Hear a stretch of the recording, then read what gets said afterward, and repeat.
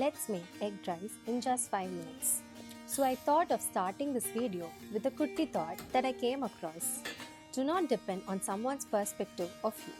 அதாவது நம்ம மற்றவங்க கண்ணோட்டத்துக்காக நம்மளோட இயல்பான குணத்தை இழந்துடக்கூடாது. இப்போ நம்ம ரெசிபியை பார்க்கலாமா?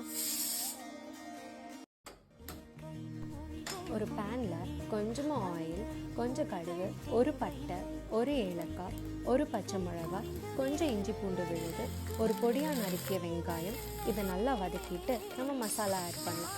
கொஞ்சம் மஞ்சத்தூள், 1 table spoon வத்தத்தூள், 1/2 table spoon garam masala, இதையும் நல்லா வதக்கிட்டு 2 முட்டை நல்லா ஸ்க்ராம்பிள் பண்ணி விட்டுக்கலாம்.